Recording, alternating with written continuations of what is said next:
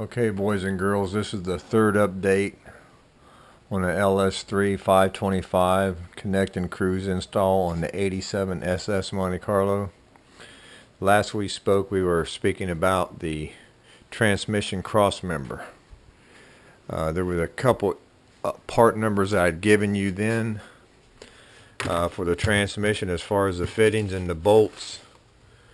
That Holley number for the fittings, again, it was 9/16 by 18 thread pitch, and it was Holley performance number 26181. And then the LS engine transmission bolts, you can just find them on Amazon. Only thing I can tell you is just look up LS engine to transmission bolts, and it'll come up. Sorry, I can't do any better than that. But last we spoke, we talked about mounting installing the transmission and the transmission crossmember. So I'm going to show that to you now. This is a picture of it, what it looks like. Went in there nicely. There used to be some clearance issues on the old style, and this is the updated style. You can see that didn't have any problems with that. That all worked out fine. Get a piece of paper in there without any problem. No floor issue problems. So you can see where it mounts here to the front cross member of, excuse me, the front frame rail here. Then it mounts to the back side over there. The new addition to this transmission to mount a cross member is this mount right here. You can see how that bolt runs across there, that bushing, and then you got these two bolts here that goes into the bottom of the transmission. If you take that long bolt out, this bolt here, you can bolt this to the transmission, and then this has two mounting bolts underneath of it. It goes up in the hole there, see? You mount that loosely in there. Then you slide the cross member in there, and you can slide this bushing in and get wherever you need it to be to line up these side holes. About the easiest thing I've done on this install. As you can see, the transmission is in. It's a nice looking cross member. Not only that, it's very strong and serves as an excellent piece of structure as far as body flex.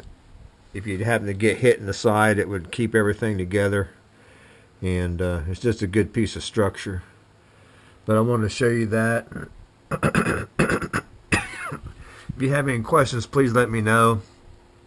Again, you can attain that from advancedresources.com, or you can simply Google cross members, G-Force cross members, and it'll show up. You can see right here. There's a website, crossmembers.com, or Advanced Resources. They also have some other conversion and some transmission mounts and different products that they have. Pretty good website. You just need to check it out. You can see here that I've got some header pipes coming down. I had some questions about what exhaust manifolds I was using. These are the ones that come with the LS3 Connect and Cruise. Those are Camaro SS exhaust manifolds. I fully intended to use those, but you have clearance problem with this flange here hitting the top of the frame rail on the passenger side. You can see how they come straight down. Well, that's not going to work on a Monte Carlo or a G body, the way the frame rails go back through there. So what I ended up doing was I ended up putting these Headman Hustler exhaust on there. They're mid-length headers, and they literally went in there with one hand. Last we talked, the top of the motor was not on. There it is together now. All the wiring is done, and you can see the headers. Plenty of clearance. They went in there nicely, literally with one hand. Unbelievable. I might also note that Advanced Resources has these engine motor mounts down here, and that's the ones I use to do the clamshells, and that's the same thing that we talked about in the last update. It was really helpful because it allowed me to move the motor back and forth, and it also allows you to mount it 2 inches forward or 1 inch back, whichever you desire.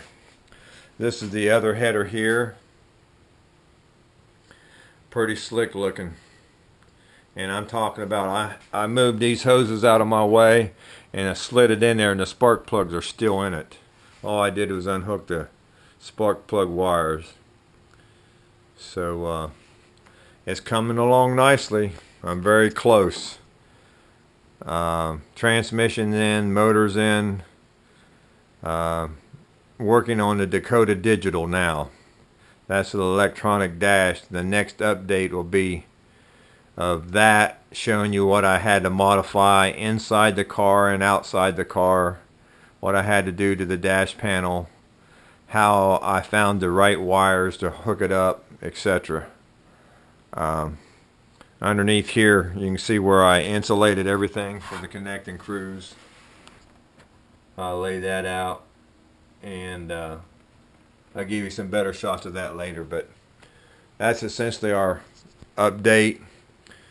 Again, Headman Headers, the Huslers is what they call them. They're mid-length. They dump right out at the bottom of the floor by the transmission. Make it real easy to go with that Force Crossmember, lining it up. But if you have any questions, please let me know. Hopefully you understand about the exhaust manifolds. That's just one of the things that comes up.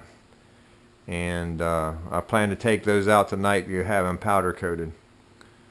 But that's the end of this update. Again, I appreciate you subscribing and your views. And I hope you all have a great weekend. Thanks.